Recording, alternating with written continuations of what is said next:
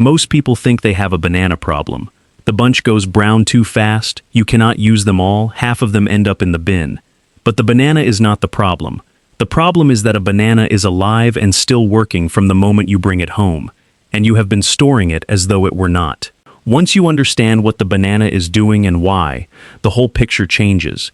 You stop fighting the fruit and start working with it, and a bunch that used to last you 4 days will last you 3 weeks without any gadget or special bag or spray. I am going to show you something my grandmother understood about bananas that most people today have never been told. Not just how to slow the ripening, though I will cover that. Not just how to freeze them, though I will cover that too.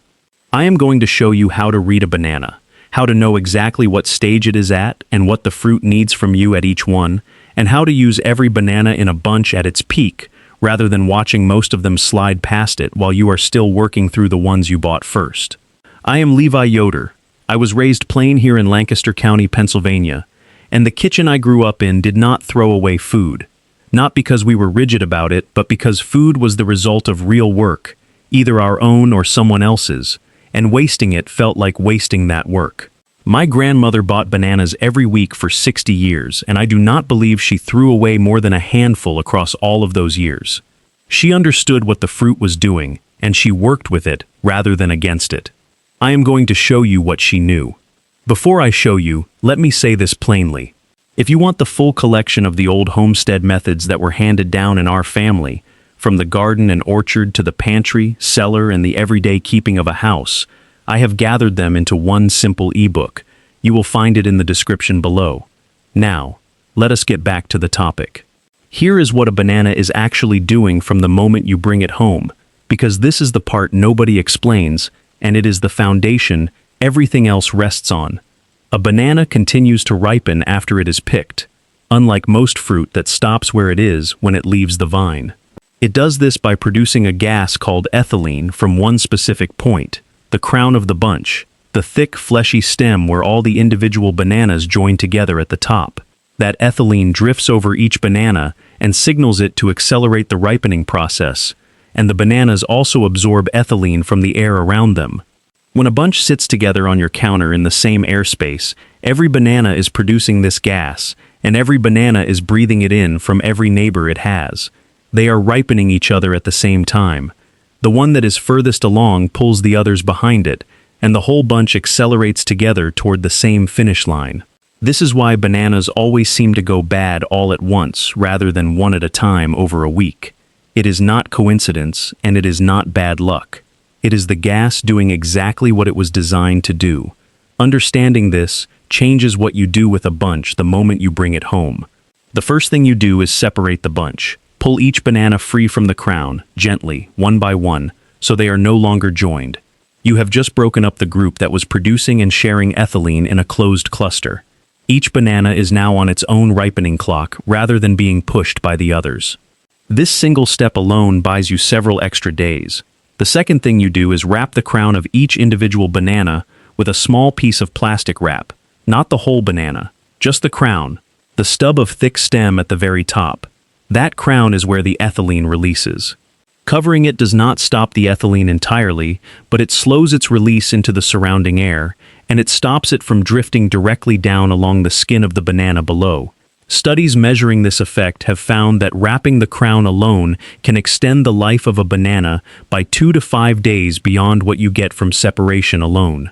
My grandmother used a piece of damp cloth tied at the crown for the same purpose, and the logic is identical. Cover the source of the signal, and the signal weakens. The third thing you do is move them somewhere cooler and darker than your counter, not the refrigerator yet. The refrigerator causes the banana skin to darken rapidly and blacken from the cold, which looks alarming but which does not actually harm the fruit inside.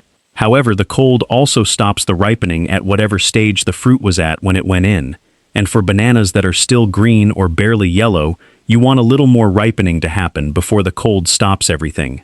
The right temperature for a banana that is not yet fully ripe is somewhere between 55 and 65 degrees, which is a cool pantry or a counter away from the stove and the window.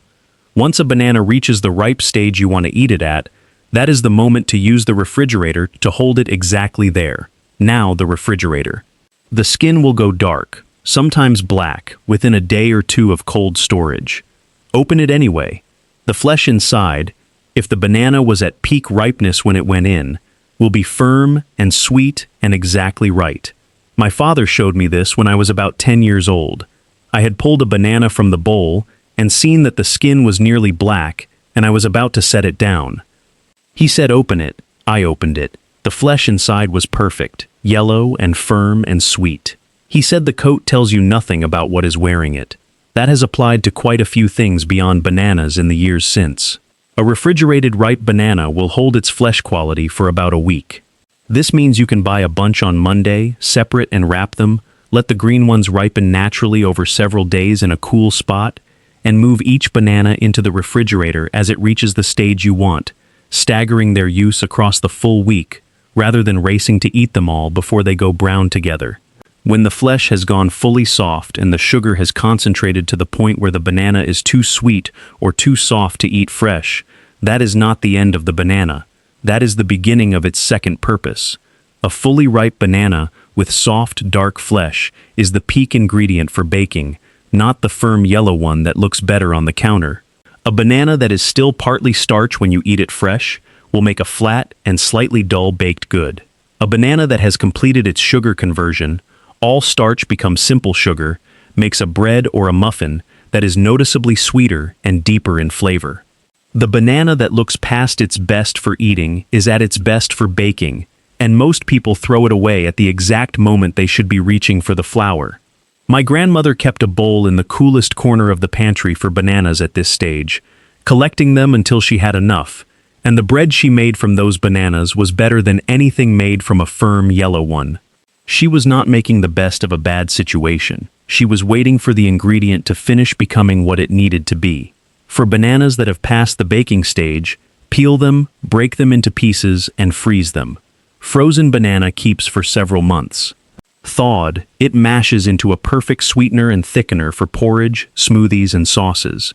The freezing breaks down the cell structure and concentrates the sweetness further, and what comes out of the freezer is sweeter and softer than what went in. My grandmother put every overripe banana she was not using immediately into a cloth bag in the cold cellar in winter, which was cold enough to freeze. In summer she would slice them and lay them on a cold stone shelf in the cellar, which is a more forgiving version of the same idea. The principle is identical to the modern freezer. Now the part I want you to sit with for a moment before we finish. Think about what the grocery store is doing when it stacks bananas in a large bunch under warm, bright lights on a heated produce floor. Every banana in that pile is producing ethylene and breathing in the ethylene from every banana around it.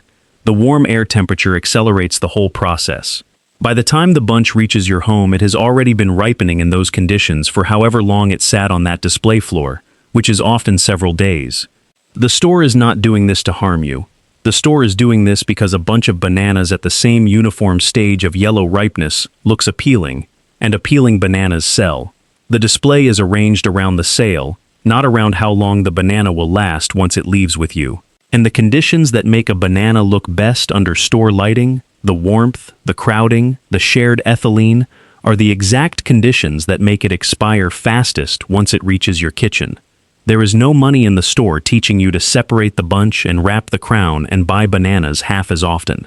My grandmother did not let the banana set the pace. She understood what it was doing, and she decided when it had reached the right stage for each purpose. Some for eating fresh, some held for baking, some set aside for the cold storage.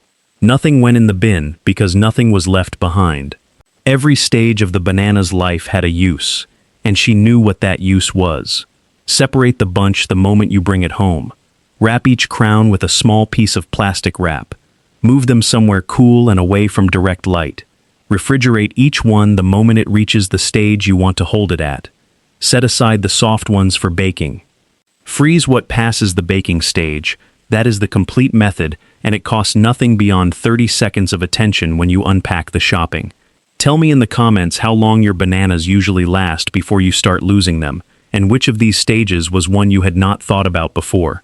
And tell me your county and your state while you are there. I read every single one. Next time I am going to show you how my grandmother stored apples from the autumn harvest all the way through the winter in the root cellar, and why the ones stored the old way lasted into March, while the ones kept in the refrigerator were gone by December. The conditions that keep an apple alive for months are more specific than most people realize, and the method requires almost nothing once you understand what the apple needs. The people who built this country with their own two hands knew things we are only just now starting to truly remember.